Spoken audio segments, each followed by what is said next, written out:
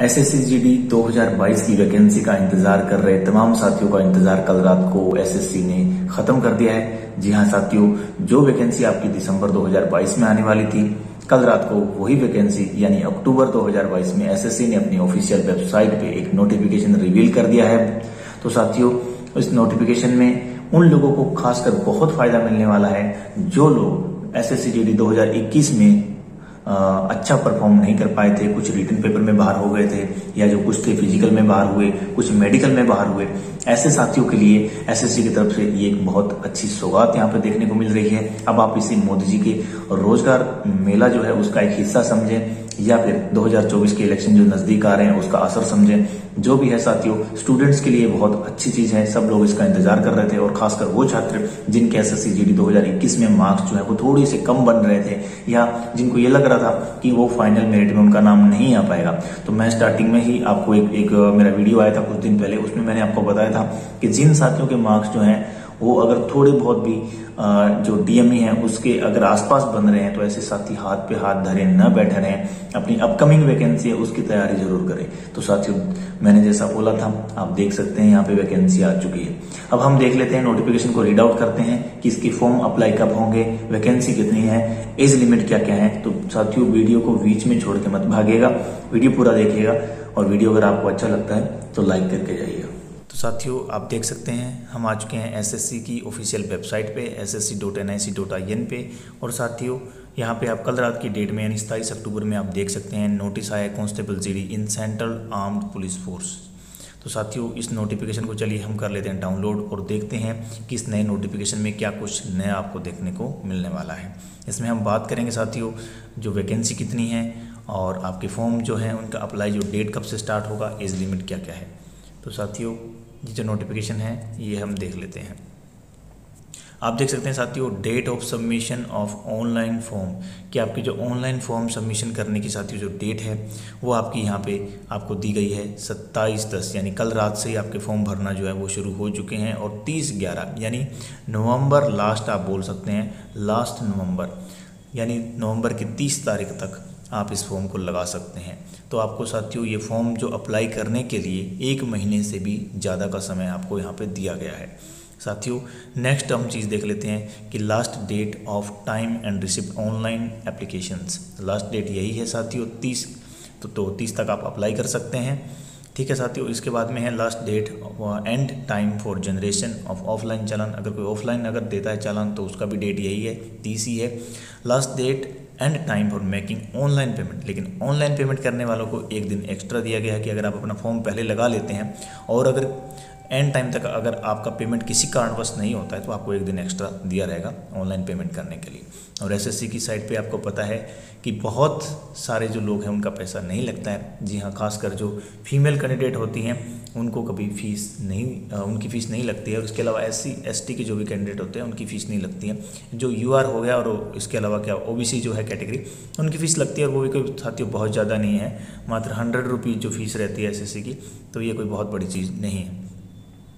तो साथियों, अब आप आगे देखिएगा कि last date for payment through challan, कि लास्ट डेट जो है जो अगर आप करते हैं चालान के थ्रू पेमेंट, तो वो जैसे कि हमने ऑलरेडी देख ही लिया कि उनको भी 1 दिन एक्स्ट्रा मिलेगा, चालान करने वालों को भी। Schedule of computer based examination, जी हाँ साथियों, सबसे इम्पोर्टेंट चीज़ है ये आपके लिए कि 23 जनवरी 2023 तक आपका एग्ज़ाम है। मैं बोल रहा था पिछले वीडियो में कि मार्च का उसमें एग्ज़ाम दे रखा तो मार्च तक हो जाएगा, यानी जो उन्होंने दिया था वो हो जाएगा।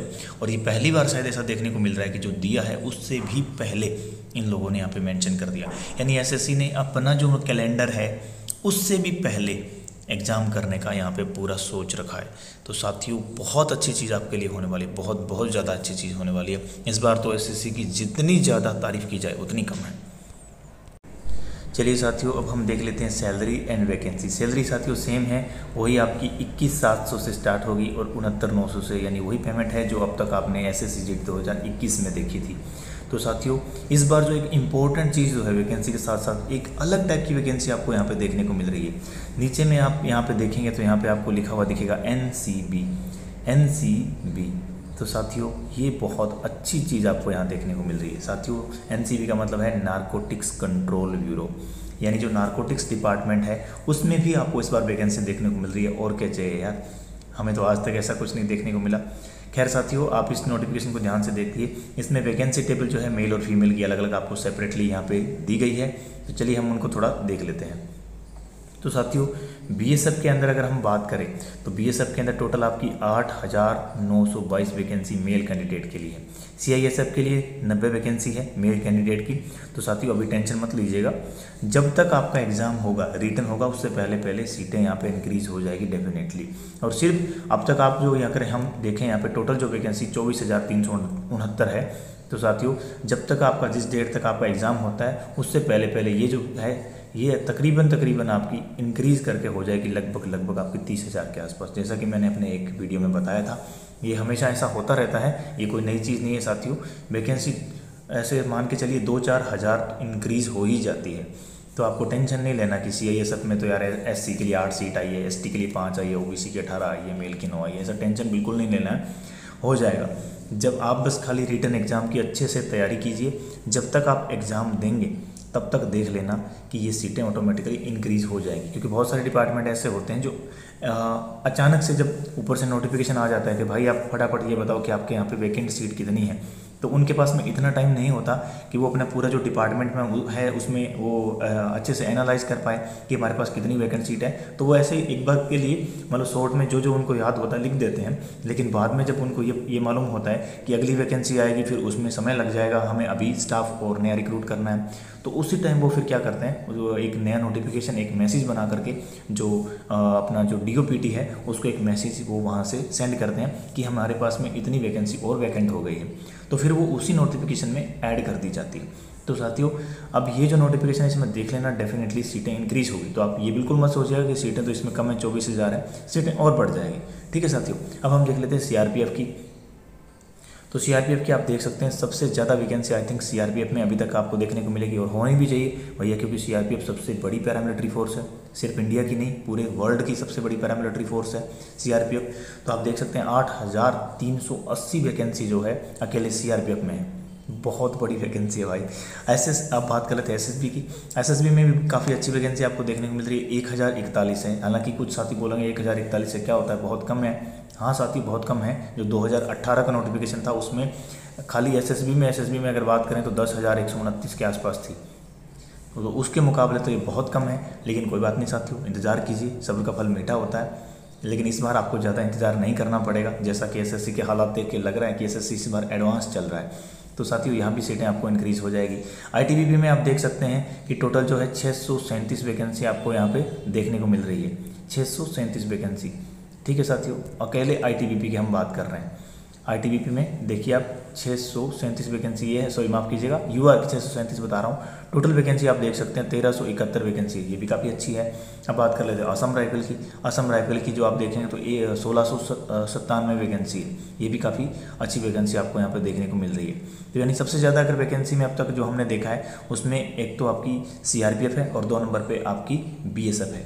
ठीक है साथियों, उसके बाद में शायद 3 नंबर पे आपकी असम राइफल है ना साथियों। और हर बार ये ऐसा होता ही है, क्योंकि जो फोर्स जितनी जिसकी स्ट्रेंथ रहेगी, ज़्यादा रहेगी, उसमें रिक्रूटमेंट भी उतनी ही ज़्यादा होगी। तो सीआरपीएफ सबसे बड़ी पैरामिलिट्री है, तो सबसे ज़्यादा रिक्रूटमेंट यही करेगी। 2 नंबर पे बीएसएफ सबसे बड़ी है, तो बीएसएफ भी सबसे ज़्यादा रिक्रूट करेगी। तो साथियों अब देख लीजिए आप एसएसएफ की देख लीजिए। एनआईए की हालांकि आपको वैकेंसी यहाँ पर नहीं देखने को मिल रही है आई थिंक, लेकिन एसएसएफ मिल रही है, बहुत अच्छी चीज़ है साथियों। एसएसएफ किसी ज़माने में मेरा भी ये अरमान रहा है कि एनआईए या एसएसएफ मिल जाती, लेकिन नहीं मिली किसी कारणवश, हमारे मेरिट में मार्क्स थोड़े से कम रह गए थे इसलिए। तो साथियों आपको अच्छे से एकदम इस चीज़ की तैयारी करनी है। देखिए आप एसएसएफ में भी फिलहाल आपकी 78 जो वैकेंसी है ये खाली मेल कैंडिडेट के लिए। अब हम देख लेते हैं फटाफट फीमेल कैंडिडेट की वैकेंसी कितनी है। तो साथियों फीमेल कैंडिडेट की अगर हम बात करें तो आप देख सकते हैं कि जो आपकी जो बीएसएफ है उसके अंदर आपको यहाँ पे देखने को मिलेगी 1575, और आपकी इसके बाद में आपकी कौन सी है, इसके बाद में आपकी सीआईएसएफ है। सीआईएसएफ में आपको देखने को मिल रही है यहाँ पे टोटल 10 वैकेंसी है, जो 10 की 10 यूआर कैटेगरी से फिल होंगी। फिलहाल 10 हैं। तो मैं फीमेल कैंडिडेट को ये मैं बोलना चाहूँगा कि आप टेंशन मत लीजिए, आप खाली इस चीज़ की तैयारी कीजिए। जिस दिन तक आपका एग्ज़ाम होगा उससे पहले पहले वैकेंसी यहाँ पे आपके लिए भी डेफिनेटली बढ़ेंगी। ठीक है, तो बाकी वैकेंसी आप यहाँ पे देख सकते हैं, सीआरपीएफ की दी हुई है, और इसके बाद में सीआरपीएफ के बाद में एसएसबी है, आईटीबीपी है, असम राइफल है। ये जो तमाम वैकेंसी आपको यहाँ पर देखने को मिल रही है। और जो एक वैकेंसी है असम राइफल के लिए, आप देखेंगे असम राइफल का फीमेल में 000 दिखा रहा है, यानी फीमेल की वैकेंसी असम राइफल के अंदर फिलहाल नहीं है। लेकिन आप चिंता मत कीजिएगा, जब तक आपका एग्ज़ाम होगा, यानी कि मान के चलिए मतलब जनवरी से लेकर के और फरवरी तक, जब तक आप एग्ज़ाम देंगी उससे पहले आपको यहाँ पे भी सीट्स देखने को मिलेंगी। क्योंकि कुछ डिपार्टमेंट होते हैं जो अपना जो आंकड़े जो हैं, अपना जो एनालिसिस करने के बाद में जो वैकेंसी निकल के आती है, उनका डेटा जो होता है वो थोड़ा लेट भेजते हैं। तो हो सकता है असम राइफल का मतलब किसी कारणवश लेट हुआ हो, तो लेकिन वो जैसे वैकेंसी की रिपोर्ट भेजेगा डीओपीटी को, आपका यहाँ पे भी मेंशन हो जाएगा। तो फीमेल के असम राइफल में वैकेंसी होंगी, फिलहाल नहीं है। फिलहाल यानी 27/10 आज की जो डेट है, आज की डेट में वैकेंसी नहीं है। लेकिन जब तक आपका एग्जाम लगेगा उसमें इंक्रीज होगा, क्योंकि नोटिफिकेशन में एक बात साफ साफ लिखी हुई है कि ये वैकेंसी इंक्रीज और डिक्रीज किसी भी वक्त हो सकती है। ये हर नोटिफिकेशन में लिखा होता है, सिर्फ एसएससी जीडी की बात नहीं कर रहा। एसएससी की साइट पे कोई भी नोटिफिकेशन देख सकते हैं, रेलवे की साइट पे अगर कोई नोटिफिकेशन निकलता है उसमें भी आप देख सकते हैं। हमेशा ऐसा होता है। वैकेंसी क्या है कि इनके पास अधिकार रहता है कि ये जैसा चाहें वैसा कर सकते हैं। तो ऐसा बहुत कम ही होता है कि साथ ही वैकेंसी डिक्रीज हो जाए। ज़्यादातर मामलों में जो आज तक मैंने फेस किए हैं कि मोर देन 90% जो है केसेस, उनमें आपकी वैकेंसी हमेशा इंक्रीज ही करती है, डिक्रीज नहीं होती साथी। ठीक है, तो चलिए हम आगे देख लेते हैं कि टोटल वैकेंसी आपको जैसे यहाँ पे दिख गया कि 24,369 है। और सबसे इंपॉर्टेंट चीज़ जो मैंने अभी भी आपको बताई कि एनसीबी जो साथियों है, और मैं चाहता हूँ साथियों कि अगर आप स्टडी करने में अच्छे हैं, आप मार्क्स अच्छे ले आएंगे, आपको लगता है कि मैं ले आऊँगा अच्छा, तो साथियों आप फर्स्ट जो है चॉइस आप एनसीबी को डालिएगा, नारकोटिक्स कंट्रोल ब्यूरो को डालिएगा साथियों। नारकोटिक्स कंट्रोल ब्यूरो जो साथियों है, ये एक तरह की इंटेलिजेंस पुलिस का रोल अदा करती है। इसमें आपको कोई हथियार उठा करके सीमा पे नहीं जाना, बॉर्डर पे नहीं जाना, कुछ नहीं करना। हाँ, इन्फॉर्मेशन मिलेगी, कुछ ऑपरेशन होंगे जॉइंट में, तो आपके साथ में हमेशा पैरामिलिट्री फोर्सेस जो हैं बाकी, उनमें कोई ना कोई जवान आपके साथ होंगे। जैसे एसएसबी के होंगे, सीआरपी के होंगे, बीएसएफ के होंगे, वो साथ में जाएंगे। आपका काम होगा खाली नारकोटिक्स रिलेटेड जो केसेस हैं उनको पकड़ना। अब बहुत सारे साथी जो है नारकोटिक्स सुन के सोच रहे हो पता नहीं है क्या चीज़ है। तो साथियों, नारकोटिक्स कंट्रोल ब्यूरो जो है वो क्या करते हैं, जो भी इल्लीगल नशे से संबंधित जो सामग्री है, जैसे हेरोइन है, चरस है, ओपीम है, ये जो इस प्रकार की जो भी चीज़ें होती हैं, मतलब कैनाबिस है, या मतलब जो कुछ भी है जिससे नशा होता है, नशे वाली चीज़ें जो है वो अगर इल्लीगली कहीं पे स्मगल की जाती हैं, सेल की जाती हैं, तो उसको रोकने का जो काम है वो नारकोटिक्स कंट्रोल ब्यूरो करती है। और ये मैं कैसे करती हैं और उसका क्या बोलते हैं, टोटल क्या क्या इसमें सिस्टम है, प्रोसीजर है, वो मैं आने वाली वीडियो में सेपरेटली बताऊंगा, नहीं तो ये वीडियो वैसे भी बहुत लंबा होने वाला है। तो साथियों, वैकेंसी इसमें भी ठीक है, 164 टोटल सीट आप देख सकते हैं।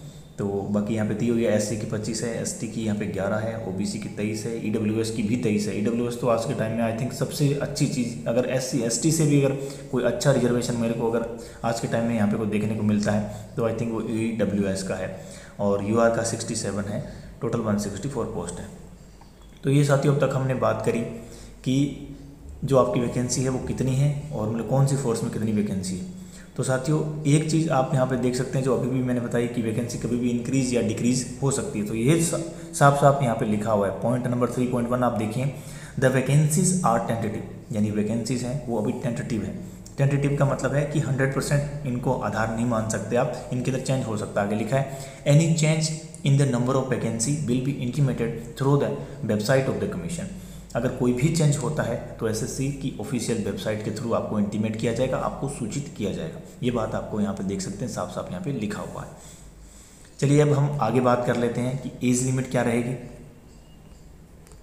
तो साथियों, अब हम देख रहे हैं एज लिमिट को और एज रिलैक्सेशन को। यहाँ पे पॉइंट नंबर जो 5 है उसमें साफ साफ मेंशन किया हुआ है कि एज लिमिट जो है वो क्या है। तो साथियों, 18 से लेके और 23 साल के बीच आपकी एज लिमिट रहने वाली है, जो कि 1/1/2023 तक काउंट की जाएगी। यानी 1/1/2023 तक अगर आपकी एज जो है 18 साल है, आप फॉर्म लगा सकते हैं। या 1/1/2023 तक मेरे जिन साथियों की एज जो है 1/1/2023 तक अगर 23 वर्ष हैं वो भी फॉर्म लगा सकते हैं। अब आप बोलेंगे मेरी जो है 1/1/2023 तक जो है 23 से ऊपर हो रही है। कोई बात नहीं, अगर आप ओबीसी में आते हैं तो आपको 3 साल का रिलैक्सेशन मिल जाएगा। आप एससी या एसटी से आते हैं तो आपको 5 साल का रिलैक्सेशन यहाँ पे मिल जाएगा।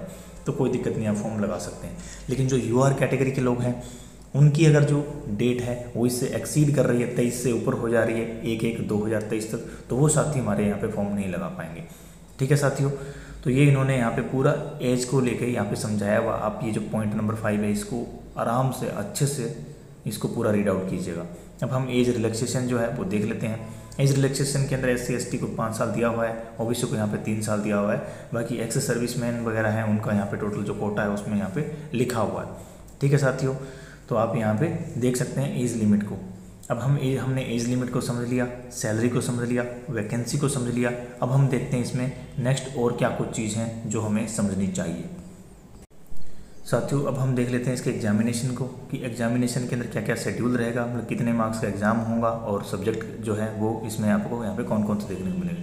तो सब्जेक्ट साथियों वही सेम देखने को मिलेंगे, चारों सब्जेक्ट जो आपको अक्सर देखने को मिलते हैं। कि पार्ट ए जो है उसमें आपका GIR यानी कि जनरल इंटेलिजेंस एंड रीजनिंग आएगा, तो इसमें आपको यहाँ पे रीजनिंग देखने को मिलेगा पार्ट ए के अंदर। पार्ट बी में आपको GK देखने को मिलेगा। GK जो होता है उसको जनरल नॉलेज बोलते हैं, प्लस यहाँ पे जो है यहाँ पे लिखा हुआ है GK एंड जनरल अवेयरनेस, यानी GK का मतलब आपको जनरल नॉलेज जो होना चाहिए, और जनरल अवेयरनेस जो है इसका मतलब होता है कि जो आपका करंट जो है उससे रिलेटेड आपको चीज़ें आपको यहाँ पे आनी चाहिए, पूछी जाएंगी। इसके बाद में एलिमेंट्री मैथमेटिक्स है, यानी कि जो नॉर्मल मैथमेटिक्स जो होता है 8th 9th जो आप मान सकते हैं स्टैंडर्ड की, जिसमें यानी मैट्रिकुलेशन स्टैंडर्ड होता है वैसे 10th तक की, लेकिन इसमें आपको एडवांस मैथ नहीं पूछी जाएगी। एडवांस मैथ का मतलब ये है साथियों कि आपसे जो है क्या बोलते हैं कि अलजेब्रा हो गया, ज्योमेट्री हो गया, ये सब जो क्वेश्चन होते हैं ये डीपली क्वेश्चन आपसे नहीं पूछे जाएंगे, सिर्फ एलिमेंट्री मैथमेटिक्स आपसे पूछी जाएंगी। यानी ज़्यादातर मैक्सिमम जो आपका रहेगा पोर्शन वो अर्थमेटिक का रहेगा। उसके बाद में मेंसुरेशन नाम का एक मैथ्स के अंदर एक होता है, चैप्टर होता है, जिसको हिंदी में आई थिंक क्षेत्रमिति बोलते हैं। तो कुछ उसके नॉर्मल क्वेश्चन पूछे जाते हैं, फॉर्मूला बेस्ड, कोई ज़्यादा हार्ड क्वेश्चन नहीं है। आप इस चीज़ के लिए जब भी आप इस चीज़ को स्टडी करना शुरू करें, प्रिपरेशन इस एग्ज़ाम की शुरू करें, तो साथियों मॉक टेस्ट जरूर लगाइएगा। मैं ये नहीं बोलता कि आप उस वेबसाइट के लगाइए उसके लिए, क्योंकि मुझे किसी भी वेबसाइट से कोई लेना देना नहीं है। जो वेबसाइट आपको अच्छी लगे, जो आपको अच्छा लगता है एप्लीकेशन, वहाँ से आप मॉक टेस्ट लीजिए। लेकिन मॉक टेस्ट डेली का कम से कम एक मॉक टेस्ट आपको ज़रूर लगाना है, डेली का कम से कम एक मॉक टेस्ट। क्योंकि मॉक टेस्ट लगाने से आप क्या है कि आपको इस चीज़ का अंदाज़ा हो जाता है कि मेरा वीक पोर्शन कौन सा है, मेरा स्ट्रॉन्ग पोर्शन कौन सा है। तो जो पोर्शन आपका वीक होता है, जो सब्जेक्ट आपका वीक होता है, आप उस चीज़ को अच्छे से अपने अनुसार उसको एक्स्ट्रा टाइम दीजिए। और साथियों इसके बाद में आपसे पूछा जाएगा इंग्लिश। यहाँ पे इंग्लिश या हिंदी ये दोनों ऑप्शनल रहता है। जैसे आपका एग्जाम स्टार्ट होगा तो वहाँ पे आपको ऑप्शन मिलेगा देखने को कि आप जो है जो आपका जो पार्ट डी है इसमें किस चीज़ को अटैम्प्ट करना चाहते हो। अगर आप इंग्लिश अटैम्प्ट करते हो तो आपको इंग्लिश वाले क्वेश्चन शो होंगे, अगर आप हिंदी चूज़ करते हो तो आपको हिंदी वाले क्वेश्चन शो होंगे। तो टोटल आप देख सकते हैं कि आपको यहाँ पे 80 क्वेश्चन देखने को मिलेंगे, 20, 20, 40, 20, 60 और 20, 80। और जो मार्क्स हैं आपके वो आप देख सकते हैं कि सबके 40, 40, 40 आपके कंसीडर किए, तो टोटल जो 160 मार्क्स का यहाँ पे आपको एग्जामिनेशन आपको यहाँ पे देखने को मिलेगा। और जो टाइम है वो आपको इस बार 1 घंटा कर दिया गया है। हमेशा आई थिंक जो टाइम होता है वो 90 मिनट होता है, तो इस बार साथियों आपके पास में टाइम कम है। लेकिन अच्छी बात यह है कि हमेशा जो हर सब्जेक्ट के क्वेश्चन आपको 25-25 यानी टोटल जो है 100 क्वेश्चन आपको होते हैं। इस बार क्वेश्चन भी आपके 20 कम है, इसीलिए आपका जो समय है वो भी आपका 30 मिनट यहाँ पे रिड्यूस किया गया है। तो साथियों वो कोई बात नहीं, कंपटीशन सेम ही है। पहले सवाल ज़्यादा थे तो समय भी ज़्यादा मिल रहा था, अब सवाल कम है तो समय भी कम मिल रहा है। कोई बात नहीं, अच्छी चीज़ है। साथियों अब हम देख लेते हैं पीईटी के बारे में। फिजिकल एफिशिएंसी टेस्ट सेम है साथियों, इसके अंदर कोई चेंज नहीं है। वही आपकी जो 5 किलोमीटर की रनिंग हमेशा होती है एसएससी जीडी में, वही आपको यहाँ देखने को मिलेगी, 5 किलोमीटर इन 24 मिनट्स। और फीमेल के लिए 1.6 किलोमीटर इन 8.5 मिनट्स, 8.5 मिनट में 1600 मीटर है। बाकी जो होते हैं कि कैंडिडेट्स जो हैं लद्दाख के हैं, लेह के हैं, उस रीजन के, उनका थोड़ा अलग क्राइटेरिया हमेशा रहता है, इस बार भी है।